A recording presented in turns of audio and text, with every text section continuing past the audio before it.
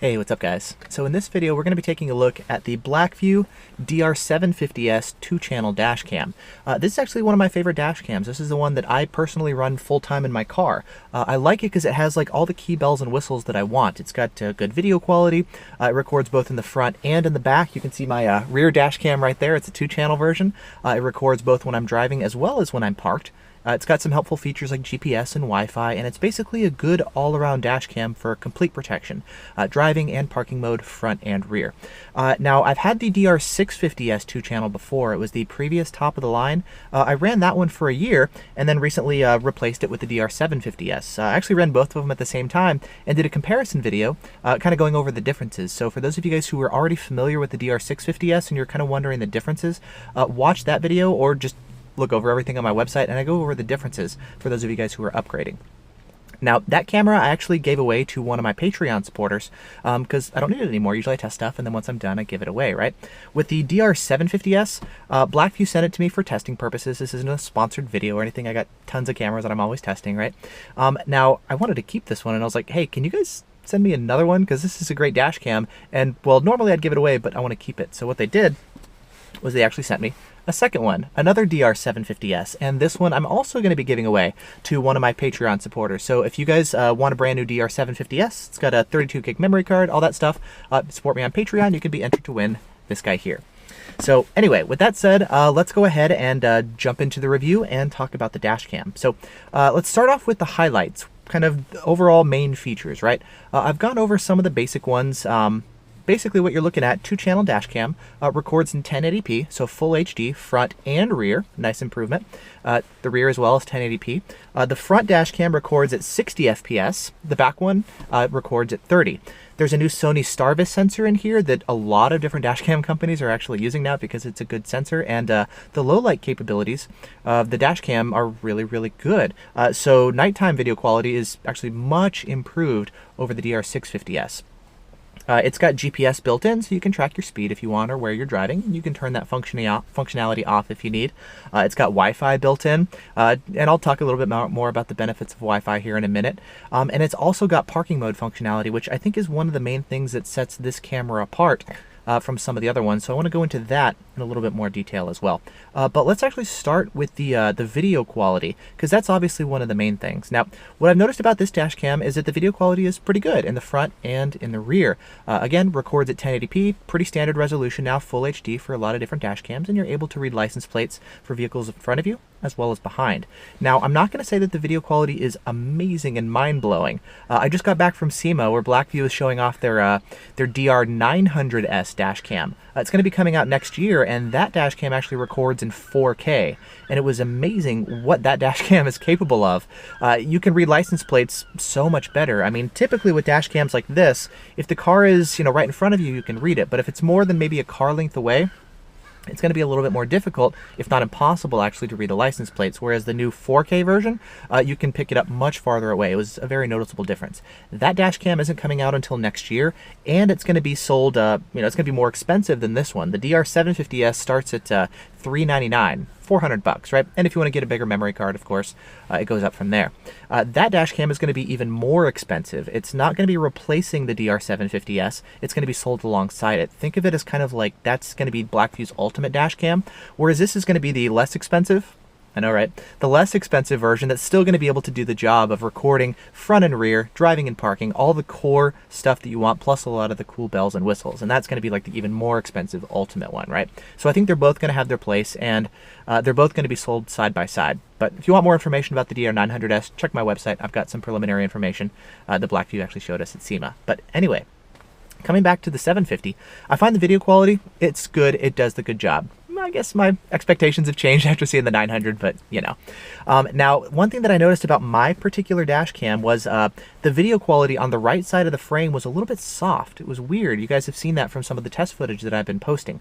I sent the dash cam back to Blackvue. They looked at it, repaired it, and now things are definitely better than what I saw before. So that was really nice. One of the biggest improvements that I'm seeing is actually with the rear dash cam.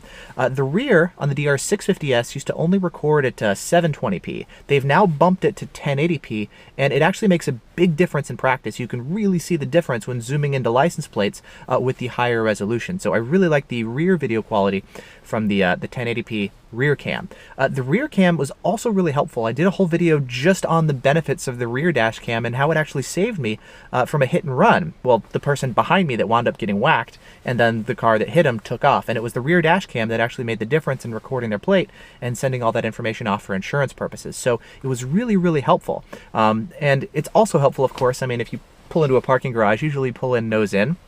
Your front dash cam is only going to see a wall. The rear dash cam is the one that's going to be able to see anything as far as cars coming in or people walking up to your car. So I really find it helpful having the rear dash cam as well, and the rear has definitely been improved.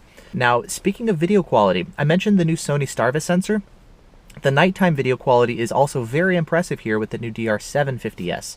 It's one of the biggest differences I've noticed here with the new dash cam. It makes it much, much easier to see everything that's going on around you. So when you're driving at night, well, your dash cam is capable of recording everything and still making out important details like license plates, that kind of stuff. And this one is definitely much better than before. Now, one of the other big things that I really like about the camera is the way that the parking mode functionality works. There's a lot of dash cams that advertise parking mode, but one of the really, really important things in a dash cam is if it can switch between driving mode and parking mode automatically. Some dash cams you have to go in, and every single time you finish driving and get out of the car, you have to switch it into parking mode, and then when you get back in the car, you have to put it into driving mode. I don't consider that to be a good parking mode dash cam. It has to be able to do that for you automatically, and the DR750S can do that. So you just put it on your windshield and it's recording, and it kind of does everything for you without you having to mess with your freaking dash cam every time, you know? So I really like that automation capability. It's basically using the G sensor and the GPS chip to sense when you're stationary, you're not driving anymore, and it switches into parking mode. When you start moving again, switches back into driving mode. Now, it's got a couple different ways of recording when you're in parking mode. My favorite mode is actually impact detection. The idea is in case of a hit and run or somebody comes up and hits your car or whatever, the dash cam will sense that impact and it'll automatically start recording. Now, what's different about the impact detection in the Blackvue is it has pre-buffered recording. I was thinking parking mode. And what's special about pre-buffered recording is, you know, compared to some other dash cams that are basically in sleep mode and they wake up and start recording when they sense the impact, this one is actually, you know, it's rolling the whole time, and when it senses that impact, it then saves not only from the impact on, but it also has a little buffer from behind. So it's able to save, you know, the car actually backing up and then hitting your car and then driving away. If you don't have that, then all you see is a car in front of you that just is really close and it drives off. You don't actually have video evidence of the impact of the car ahead of you and then backing into your car and hitting your car. And this dash cam, because it's actually buffering, and then when it detects the impact, it saves, you know, a period of time beforehand, it can actually do that. It also has a couple other modes. It's got motion detection, basically for people walking by or cars coming by. I never really use that feature. I find there's a lot of false alarms just from cars driving by and stuff, especially if you live in the city. But Blackvue says that they've actually improved the DR750S to give you fewer false alarms compared to the 650. I've never tested it, but that's cool for people who need it. It also has continuous mode recording, where if you just want it to roll indefinitely, which is nice if maybe there's an accident in front of you that doesn't hit your car, but actually happens in front of you, your dash cam was rolling and was able to record it. So that's really helpful. If you go for that mode, make sure you get a big memory card, of course, because having a dash cam that's recording continuously on two cams, both at 1080p, that'll take up a lot of memory card space. To give you an idea, I'll typically recommend having at least a 64 gig card. That'll give you 5 hours and 40 minutes of recording time at the maximum video quality settings, 1080p front and rear. If you want, you can even go for a 128 gig card. That's the maximum size. That'll give you 11 hours and 20 minutes of recording time. You can also back down the video quality and go to smaller cards. Blackvue has a whole guide covering, you know, how much time you get depending on settings and memory card size. I'll link to that down in the video description as well. But I would recommend definitely getting one with at least a 64 gig card, if not more. That's definitely going to be helpful. So anyway, you've got continuous recording, which is also really nice. One thing that it does not have is time-lapse video, which basically, you know, kind of takes a picture every second or so, let's say, and then stitches it into a time-lapse. Some other dash cams do this, and the benefit of that is you can get a lot of recording time in a very small amount of space, so it saves space on your memory card, basically. I have dash cams that I'm testing that have it. Personally, I don't use it. I like having the actual video evidence if I need it, and then just get a really big memory card, and I've got the full video versus kind of the stop-motion time-lapse sort of deal, you know? So the DR750S doesn't have it. I know a lot of people like that feature, but personally, that's not one that I use. So that's parking mode. Now, some of the other things that it has, it's got GPS built in, which is nice for tracking your speed and all. If you don't want it, you can turn it off. The main thing that I like about the GPS is that it's actually integrated in the dash cam itself. Some dash cams you actually have to plug in a GPS antenna, which means you have another doodad somewhere and another wire and stuff to run. I like that here it's all built in. Now, something that's nice, and I'll talk about the software here in just a minute, if you turn off the GPS, you're still able to go in later and see the speed that you were driving, even if it's not overlaid into the video, and that's nice. Let's say you have a laser encounter, you don't have your speed recording in the video, and you're wondering, man, was that a save? How much of a save? You can always go back later and reference how fast you were going before you were shot or after or anything like that, and see, exactly how things looked, but it won't show up there on your video, so it's kind of nice to still have that availability, So, GPS, and I'll talk a little bit more about the software here in just a minute. Wi-Fi is also available in the dash cam. The Wi-Fi, it's built in, and there's a couple different benefits to the Wi-Fi. The idea is, the main thing is cloud integration. So the videos that are recorded are actually accessible through the cloud, and so you can actually upload information to the cloud, and from your phone or from your computer remotely. As long as you're parked somewhere close to a Wi-Fi connection, you can access the dash cam in your car and view the video footage without having to take the memory card out and bring it home with you into the computer. It's kind of nice, So that's the cloud capability. Personally, I don't really use that too much. I'm typically not parked close enough to home to really access it, so I usually just turn that stuff off, but it's cool for those of you guys who are needed it, One thing that is nice is you also have the ability to connect from your phone directly to the dash cam. It allows you to actually view, you're looking at your phone, and when you're aiming the dash cam, you can get it positioned, which is nice because there's no LCD on the camera. And you can aim the rear one as well, so the phone makes that easier. You can also go in and change the different settings on your dash cam, which is really nice. So adjusting all the different video quality settings and sensitivity sensors for the G sensor and adjusting the time, all that kind of stuff, it's available right through your phone, which makes it really convenient. You can also do that from your computer as well, but you can do it right in the car, right from your phone.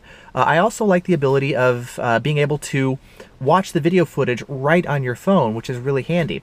Remember that parking mode functionality that I mentioned? When the dash cam records an impact when you're parked and you get back into your car, it'll actually give you a verbal announcement that, hey, an impact was detected when you were in parking mode. An impact was detected during parking mode. Now, if you detect that and you're like, hey, before I drive away, I want to check right now and see what happened, you can actually go log into your phone. You can go to the event that was saved, separate from all the other parking mode clips. You can jump to the one where the event was recorded and take a look and see exactly what happened. You can see the front camera and the rear camera right there in the recording, which is really helpful. So right there, you can do it. One thing that is kind of weird is sometimes you do get false alarms from, like, if I come back from the grocery store and I close my trunk, or I just open and close my door even. If I start up my car but I don't drive away immediately, there's a period of time when the dash cam was still in parking mode, detected that impact on the car, but I didn't drive away and it didn't switch back to driving mode automatically. And so the dash cam will say, hey, an impact was detected, but that was just me getting in the car. One thing that I wish the dash cam could do that some other dash cams will do is they'll tell you not only that an impact was detected, but actually how many were detected. If there was only one and I didn't drive away immediately, I know, oh, that was just me, no big deal.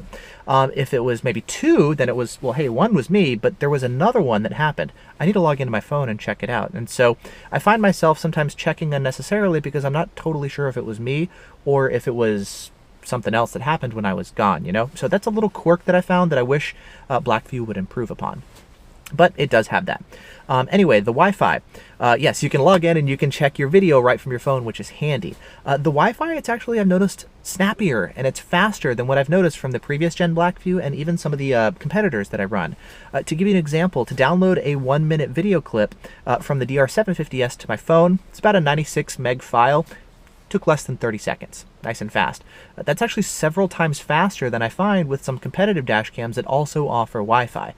So I find the Blackvue to be snappy. It's pretty refined at this point. They've been doing, this is their third, I believe, Wi-Fi dash cam. There was the DR650GW, DR650S, and now the DR750S. So they've had a little bit of time to speed things up and improve it, and it kind of shows when you're actually using it. Now, the same applies to their software that you can run on your computer, their viewer software. It's available for both Windows and Mac, and the idea is you take the memory card, here I'll show you real quick. You take the card out of the dash cam like this. Oops, little weird angle, I never do it from this angle. It pops out, and it comes out like that. One weird thing that you have to do, which I think was a good idea, is when the card or in the dash cam is like this. You have to actually unplug the power cable, which is a good idea before you pull the memory card. And they designed it so you pull the power cable, then you pop off this cover, and then you actually go in and pop the memory card. So you pull out the memory card, pop it into your computer, you can view all your video footage. Yay. Not every dash cam manufacturer offers a software package like this. You just have to open it in QuickTime or VLC, and you're just watching your video files, you know? With this one, the front and rear dash cam video clips are recorded on 2 separate video files, so you have one for a front and one for the rear. One thing that I've noticed is sometimes they're slightly out of sync, so I have to go into my video editor and slightly adjust the timing to make sure they match. Timing-wise, that's a little bit weird, but they are recorded onto separate video clips. Now, what I like about the software is you can quickly go in and see video clips from different days, different times. You can go and maybe pull up just front or just rear dash cam clips. You can say, I only want to see clips from when I was driving, or only when I was parked, or only specifically marked events. You know, if there was an impact, if there was, I saw something on the road and I was like, hey, this was important. I need to make sure I save this clip. The way that you do that is you just wave your hand next to the, there's a little sensor right here. You just wave next to it. Manual recording on. And that's how you trigger manual recording for this dash cam. One thing that I want to mention is, and I guess another improvement that I would like to see for the dash cam, I don't exactly love the way the manual recording works. What I like is you don't have to physically press the dash cam, and so you don't wind up getting that weird shake that you'll see sometimes, but it has, and you can turn off, I believe, the audio. I leave it on. It'll actually say, you know, manual recording, which is nice so that when you're driving, if you can't see your camera, you're just kind of like waving your hand by the dash cam. You can listen for the audio confirmation and hear that, but that audio will also be recorded in your video. Manual recording on. Now, what I don't really like is it only records 6 seconds before that you wave your hand and activate that. And so what that means is, let's say something happens on the road, you have to go immediately and go in and save that video clip as an event to ensure that it doesn't get overwritten, right? And let's say you're like, well, I want to record the clip because I know I want to share it later, but it's going to say manual recording and I don't want that. So what I actually wind up doing is I'll wait till the whole event is passed, and then I'll go and I'll trigger the manual event recording, and it'll actually save the clip after what I actually want. Now, that clip is the one that the dash cam is going to say, you know, make sure this one is protected. Don't overwrite it if the memory card gets full, whereas the event that I want, the time period could potentially get overwritten. So another reason to have a big memory card, right? So what I'll do is I'll just go and back to the event before, dash cam clip before the actual event that was recorded, and that's the one that I want, but that one's not actually protected from being overwritten. Does that make sense? So it's a little bit weird. I wish a simple workaround that some other dash cams do is when you trigger a manual recording, it'll save an entire minute before you press the button, and then maybe a minute or two after or something like that. With this one, it doesn't work that way, and I wish they would do it so that you could ensure that the time period that you want actually gets protected and not potentially overwritten. So that's a weird workaround, and what I do is I just make sure that I have a big memory card, and I know that I've got about 6 hours of recording time on a 64 gig card, or, you know, 11 hours and 20 minutes on a 128 gig. So that's a little weird quirk.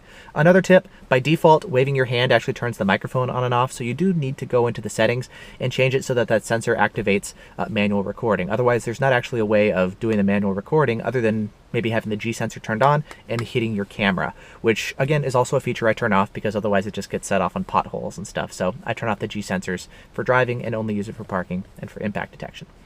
But coming back to the software, you can record driving mode, parking mode, manual recording for your events, or impacts and motion detection and all the events that need to be saved, you know. But as far as the software, I guess the last thing that I like about it is the fact that it's pretty refined at this point, and Blackvue releases updates fairly often to either fix bugs or when they release a new dash cam to support the new one. So there's bug fixes and new features coming out, and you can tell when you're using it. You know, some of the other ones are kind of buggier. There's English errors, you know, like the translations are all good. The software is pretty refined at this point because they've been doing this for a little while, and it just makes for a better user experience when I'm using the dash cam, so I like that as well.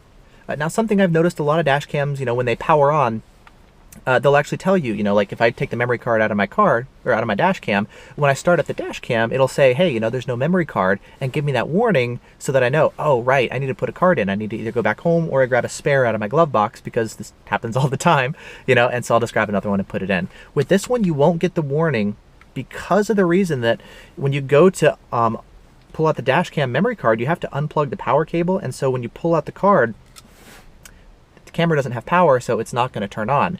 If you did have the power cable still plugged in, yes, the Dashcam actually would have a verbal indication and say, hey, there's no memory card installed. But because of the little power cable thing, it's not going to warn you because the camera is physically unplugged from the power. So yes, it has the feature to notify you, which is good, but because of the design of the camera, generally speaking, you're not going to get that reminder. So that's kind of something else to be aware of. But anyway, oh, I guess one last thing that I wanted to mention before we go to the summary, the Wi-Fi, another thing that I would like to see them changed.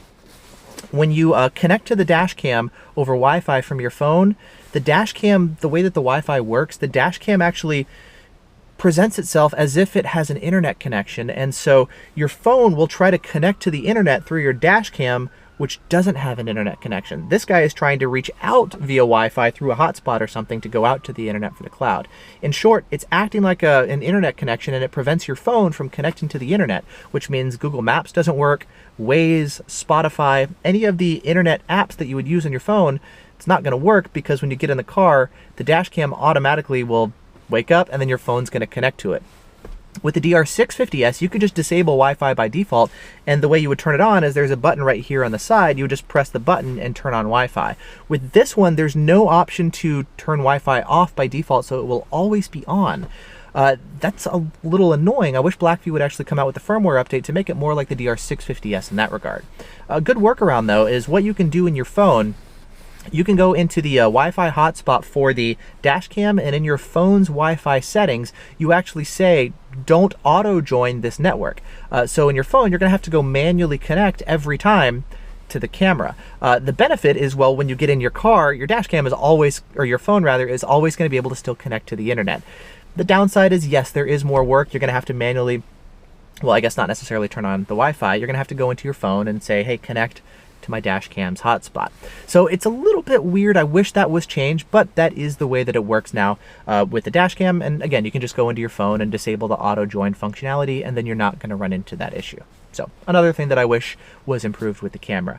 But some of these quirks aside, as far as the the Wi-Fi, or maybe only recording 6 seconds before when you trigger that, the manual recording, like, there's definitely some things that I would like to see improved. But that said, I really like it as a good all-around dash cam. I like that it gives me complete protection for recording both on the front, as well as behind. It's got driving mode, and it's got parking mode protection. The way the parking mode works actually is there's 2 ways of powering, I guess 3 ways of parking the dash cam. You can either power it off of your car battery, or you can have a dedicated battery pack. What Blackvue is doing now, and I really like this, is they now bundle the dash cam with the PowerMagic Pro. It's a little box, and I have mine installed down in my footwell. It connects to your car's fuse box, and then it connects to the dash cam. And what it does is it allows your dash cam to record in parking mode by powering it off of your car's battery. Now, you don't have to use it. You could plug the dash cam directly into your car battery, and it would run indefinitely, even when you're parked. But the issue is, well, if it drains your car battery too much, then you're not going to be able to start your car next time you get back in, right? So what the PowerMagic Pro does is it lets you change different voltage threshold settings to where once the voltage drops to a certain level, it shuts off the dash cam so that your car is going to start next time. So a really helpful feature. The other option is to have maybe a dedicated battery pack. I have the Blackvue one, the B112. It's installed under my passenger seat, and I've used that as well. And the idea with that one is you have a dedicated battery separate from your car battery to run your dash cam off of when you're in parking mode. Personally, I actually prefer the PowerMagic Pro because, 1, I get longer recording times running off of my car battery, which is nice. 2, it's a lot smaller, so I don't have the big box that I install somewhere. And 3, well, it's a lot cheaper as well. It's like 20 to 25 bucks, whereas this guy's over $100. So you've kind of got your trade-offs as far as what solutions you want. So personally, I prefer and actually use the PowerMagic Pro, even though I have the Blackvue installed, and I use it just for other dash cams and whatnot, So in any event, for the PowerMagic Pro, that's the good solution. The Blackvue now actually comes bundled typically with that option. I have a whole tutorial talking about how to actually do the hardwiring for your dash cam and the PowerMagic Pro. I'll include links to that down in the video description as well. But the reason I wanted to bring it up is I really like the complete package complete protection that the Dashcam offers. Again, good video quality, recording front and rear, both driving mode and parking mode. I like the automation switching, you know, on and off between driving and parking. I like the way the Wi-Fi works for the most part.